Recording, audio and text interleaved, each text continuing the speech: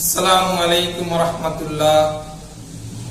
The students of class 5, all of you are welcome to my class. I hope that all of you are well by the grace of Almighty Allah. Okay, now I am going to my class. Today our class is on WH questions.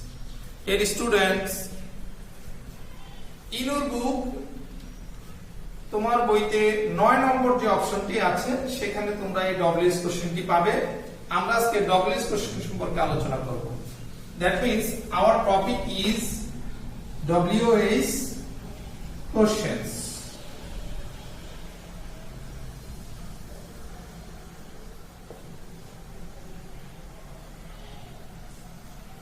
ওকে, আমাদেরকে প্রথমেই জানতে হবে W S কোশ্চেনসটা কি। What is WH question? Question হচ্ছে দুই প্রকার, একটা হচ্ছে yes no question, একটা হচ্ছে WH question. Yes no question হচ্ছে যে সকল প্রশ্নের উত্তর হ্যাঁ বা না দ্বারা করা যায় ওই কোশ্চেনগুলো হচ্ছে yes no question, আর যে সকল প্রশ্নের উত্তর হ্যাঁ বা না দ্বারা করা যায় না ওই প্রশ্নগুলোকে বলা হয় WH question. That means WH question এর উত্তর বর্ণনা করে করতে হয়। তো আমরা একটু জেনে নেই যে ডব্লিউএস কোশ্চেন গুলো যেহেতু বর্ণনা করে উত্তর করতে হয়, আমাদের এখানে কি লেখা আছে? Make WH questions from the given sentences. WH question তৈরি করো, এখানে যে সেন্টেন্সেস গুলো দেয়া রয়েছে এই বাক্যগুলো দ্বারা তোমাকে ডব্লিউএস কোশ্চেন তৈরি করতে হবে। উইথ দিয়ে who, what, when, where, why, which and how এই শব্দগুলো ব্যবহার করে। দ্যাট মিন্স এগুলোকে ডব্লিউএস ওয়ার্ড বলা হয়। ইউজিং ব্যবহার করে দা আন্ডারলাইনড ওয়ার্ড অথবা ওয়ার্ডস। দ্যাট মিন্স এখানে দেখো প্রত্যেকটি সেন্টেন্স গুলোর এক একটা কয়েকটা কোন জায়গায় আছে একটি ওয়ার্ডের নিচে, কোন জায়গায় আছে কয়েকটি ওয়ার্ডের নিচে এই দা আন্ডারলাইন করা আছে। এই আন্ডারলাইনড অংশকে কেন্দ্র করে আমাকে ডব্লিউএস কোশ্চেন তৈরি করতে হবে। ডিয়ার স্টুডেন্টস, আমাদেরকে জানতে হবে এখানে যে ডব্লিউএস ওয়ার্ড গুলো দেয়া আছে এই ডব্লিউএস ওয়ার্ড গুলোর অর্থ কি আমরা আগে একটু সেটা জেনে নেই। প্রথমেই লেখা আছে হু। ডিয়ার স্টুডেন্টস, তোমরা অবশ্যই লক্ষ্য করো, একটু সবাই লিখে নাও। হু শব্দের অর্থ কি? হু শব্দের অর্থ হচ্ছে কে। হু শব্দের অর্থ কি? কে। তো এই শব্দগুলো দ্বারা যেহেতু প্রশ্ন করা বোঝায় তা আমরা প্রশ্নবোধক চিহ্ন এখানে দেই। হু শব্দের অর্থ হচ্ছে কি? কে। প্রত্যেকটি শব্দ এখানে ডব্লিউএস ওয়ার্ড গুলো সব ডব্লিউএস ওয়ার্ড গুলো প্রশ্ন করার জন্য ব্যবহার করা হয়। সেহেতু আমরা এখানে জানলাম হু অর্থ কে। দ্বিতীয় ওয়ার্ডটি হচ্ছে হোয়াট। আমরা এবার হোয়াট শব্দের অর্থ জেনে নেই। হোয়াট শব্দের অর্থ হচ্ছে কি। হোয়াট শব্দের অর্থ কি? কি। তাহলে হু হচ্ছে কে, হোয়াট হচ্ছে কি। তাহলে আমরা এগুলো দ্বারা প্রশ্ন করতেছি আমরা, তাহলে আমরা প্রশ্নবোধক ভাবে এগুলো জানি। হোয়েন। হোয়েন শব্দের অর্থ কি? হোয়েন। হোয়েন শব্দের অর্থ হচ্ছে কখন। হোয়েন শব্দের অর্থ কি? কখন। আমরা এগুলো প্রশ্নবোধক ডব্লিউএস ওয়ার্ড। হোয়ার। হোয়ার শব্দের অর্থ কি আমরা একটু জেনে নেই। শব্দগুলোর অর্থ আমরা একটু জেনে নেই। হোয়ার শব্দের অর্থ হচ্ছে কোথায়।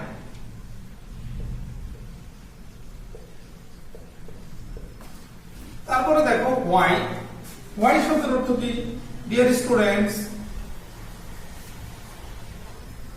হোয়াই শব্দের অর্থ হচ্ছে কেন। হোয়াই শব্দের অর্থ কি? কেন। তারপর হচ্ছে হুইচ। হুইচ শব্দের অর্থ কি? হুইচ শব্দের অর্থ হচ্ছে কোনটি।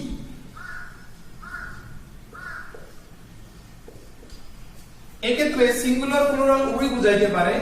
যদি প্লুরাল বোঝায় কোনগুলো হবে, আর যদি সিঙ্গুলার বোঝায় তাহলে কোনটি হবে, আর যদি প্লুরাল বোঝায় তাহলে কোনগুলো এমনটি হবে। এর মধ্যে হাউ।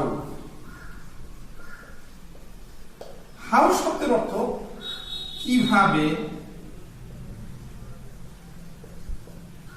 অর্থে বা কেমন অর্থে বসবে। কিভাবে বা কেমন, এই ধরনের। এই হাউ থেকে আরেকটি বিষয় রয়েছে হাউ মেনি বা হাউ মাচ। হাউ মেনি দ্বারা প্রশ্ন হতে পারে, অথবা হাউ মাচ দ্বারা প্রশ্ন হতে পারে।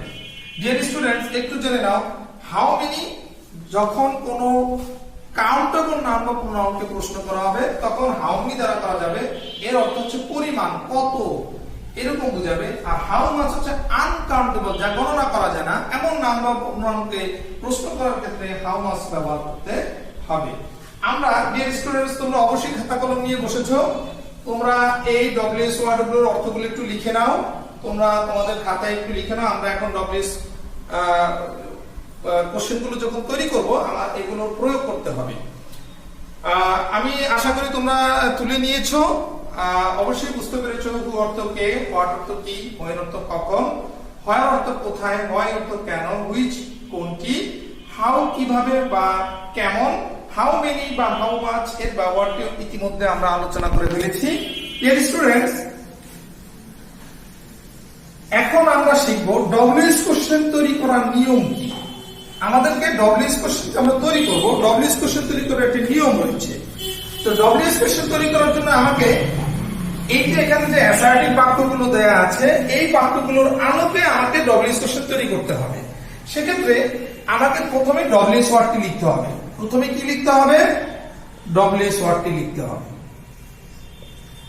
ডব্লিউএস ওয়ার্ডটি লেখার পরে ডিয়ার স্টুডেন্টস, ডব্লিউএস ওয়ার্ডটি আমরা প্রথমে লিখব, তারপরে আমাদেরকে লিখতে হবে টেন্স অনুযায়ী অক্সিলারি ভার্ব। কি লিখতে হবে?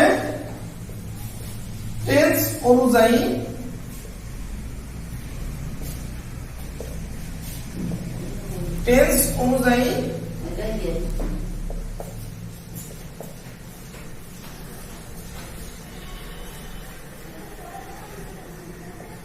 টেন্স অনুযায়ী অক্সিলারি ভার্ব লিখতে হবে।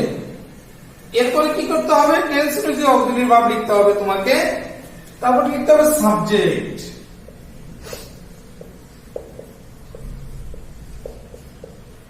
এরপরে লিখতে হবে টেন্স অনুযায়ী মূল ভার্ব।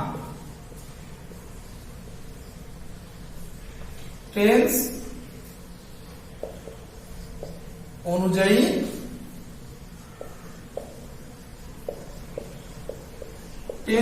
মূল ভার্ব লিখতে হবে। এরপরে যদি অবজেক্ট থাকে অবজেক্ট লিখতে হবে, এক্সটেনশন যদি থাকে এক্সটেনশন লিখতে হবে যদি থাকে।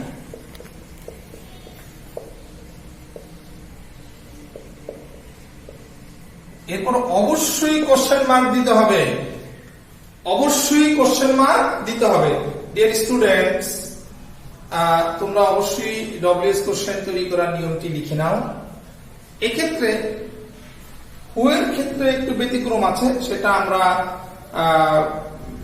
আমাদের প্র্যাকটিস থেকে আমরা জেনে নিব। ডিয়ার স্টুডেন্টস, আমরা এবার প্র্যাকটিসে চলে যাই। তোমরা অবশ্যই তোমাদের খাতায় তুলে নিয়েছো। এবার আমরা প্র্যাকটিসে চলে যাই। আমাদের 1 নম্বর প্র্যাকটিসে আছে সীমা ইজ ইন ক্লাস 5। সীমা 5ম শ্রেণীতে পড়ে। তাহলে আমার আন্ডারলাইন করা আছে ইন ক্লাস 5, দ্যাট মিন্স 5ম শ্রেণী। তাহলে প্রশ্ন করতে হবে, এখানে প্রশ্ন কি দিয়ে করতে হবে? সীমা কোন ক্লাসে পড়ে। প্রশ্নটা কিভাবে করতে হবে? সীমা কোন ক্লাসে পড়ে, অর্থাৎ এমন ভাবে প্রশ্ন করতে হবে আমার প্রশ্নের উত্তর হবে আন্ডারলাইন অংশটুকু। তাহলে সীমা কোন ক্লাসে পড়ে, উত্তর হচ্ছে ক্লাস 5 এ। দ্যাট মিন্স আমাকে প্রশ্ন করতে হবে এমন ভাবে যেন আমার প্রশ্নের উত্তর হবে আন্ডারলাইন অংশ। দ্যাট মিন্স তাহলে কোন ক্লাস, দ্যাট মিন্স হুইচ দ্বারা প্রশ্ন করতে হবে। এখন দেখো ডিয়ার স্টুডেন্টস, তাহলে আমরা হুইচ দ্বারা লিখবো হুইচ ক্লাস, কোন ক্লাসে।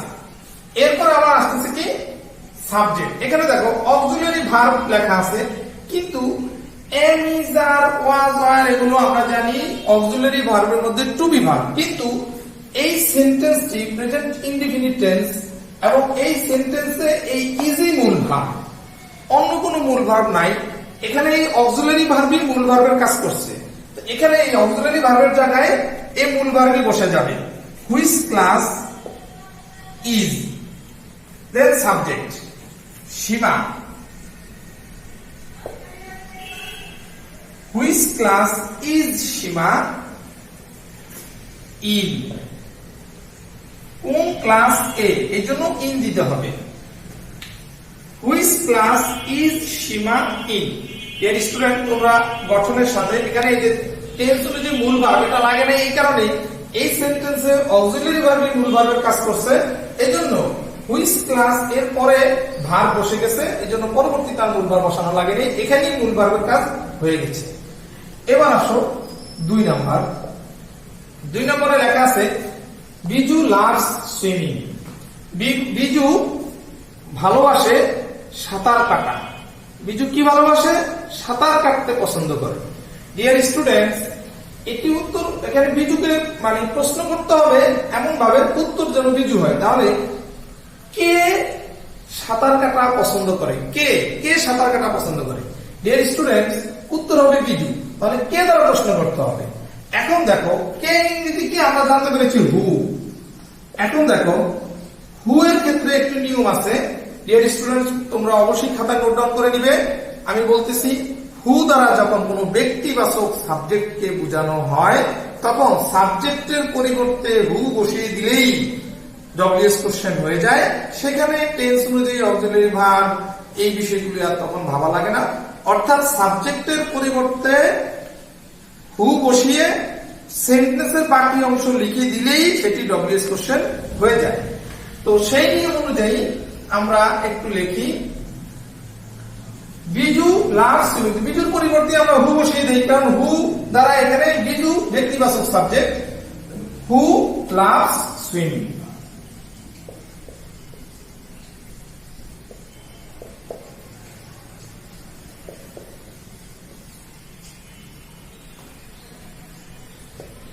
Who loves swimming?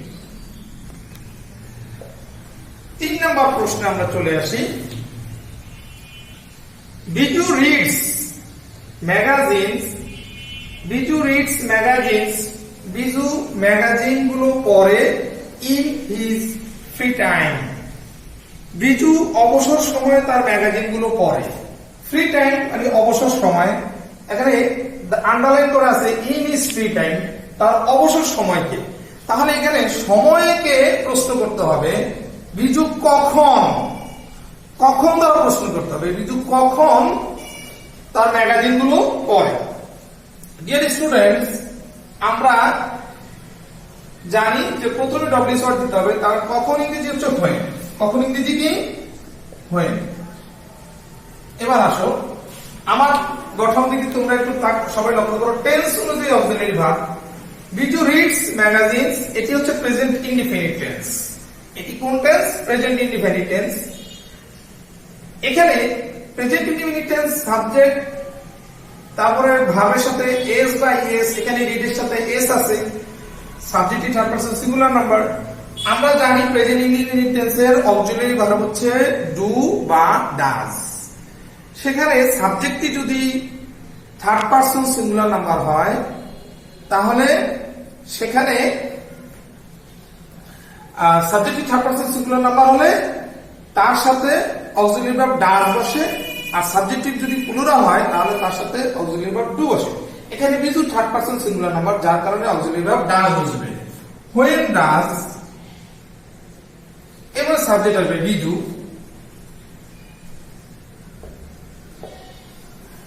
রিড, মূল ভার্ব আসবে। তাহলে হোয়েন ডব্লিউএস ওয়ার্ড, টেন্স অনুযায়ী অক্সিলারি ভার্ব বসলো ডাজ, সাবজেক্ট বসলো বিজু, টেন্স অনুযায়ী মূল ভার্ব বসলো রিড। এখানে কোনো অবজেক্ট বা এক্সটেনশন নেই, এজন্য বসে নাই। স্টুডেন্ট, তাহলে এটা হলো কি?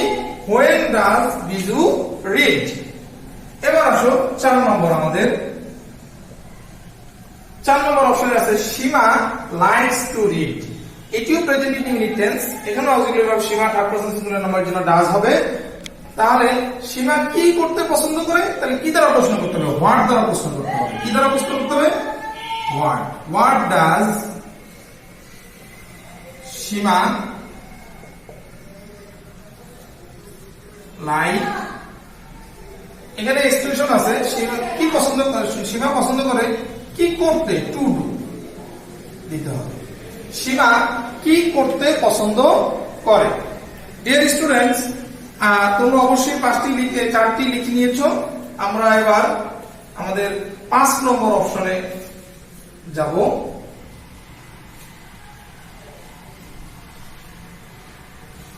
5 নম্বরে দেখো লেখা আছে she looked very tired।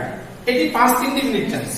Dear students, যার কারণে past indefinite tense এর অক্সিলারি ভার্ব হচ্ছে did। তাহলে কি হচ্ছে, তাকে খুবই ক্লান্ত দেখায়। তাহলে তাকে কেমন দেখায়? হাউ। হাউ ডিড হবে, auxiliary verb did. How did she look. এখানে কেন লুক হয়েছে? কারণ আমরা পাস্ট ফর্মের কাজ ডিড দ্বারাই করে ফেলছি এখানে অক্সিলারি ভার্বের জায়গায়, যার কারণে এই লুক হয়ে গেছে। ডিয়ার স্টুডেন্ট, তাহলে এটা তো হাউ ডিড শি লুক, এটা হচ্ছে 5 নম্বর। এবার 6 নম্বরে দেখো January is the first month of the year. January হচ্ছে বছরের প্রথম মাস। তাহলে কোন মাসটি, জানুয়ারির নিচে আন্ডারলাইন করা, কোন মাসটি বছরের প্রথম মাস? তাহলে হুইচ ইজ, কোনটি?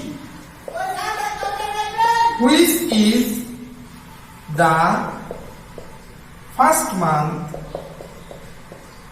Which is the first month of the ইয়ার।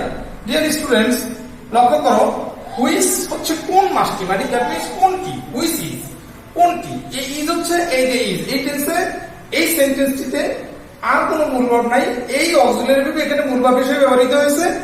আমাদের যে 1 নম্বরে আমরা যেটা করেছিলাম ওই একই নিয়মে এখানে পরবর্তীতে আর কোনো মূল ভার্ব দেওয়া লাগে নাই, একই মূল ভার্ব হিসেবে ডব্লিউএস ওয়ার্ডের পরে বসে গেছে। এবার আসো number 7। There are 12 months in a year। এক বছরে 12 মাস। তাহলে আমাকে প্রশ্ন করতে হবে কয় মাস আছে? এক বছরে মাস কয়টি? 12টি। তাহলে এখানে হাউ মেনি দ্বারা করতে হবে, কি দ্বারা করতে হবে? হাউ মেনি মান্থস, ভার্ব হচ্ছে আর, সাবজেক্ট হচ্ছে দেয়ার। How many months are there in a year? এখানে এক বছরে কয় মাস সেটা বোঝানো, এই জন্য হাউ মেনি ব্যবহার করা হয়েছে। ডিয়ার স্টুডেন্ট, তোমরা অবশ্যই লিখে নিয়েছো।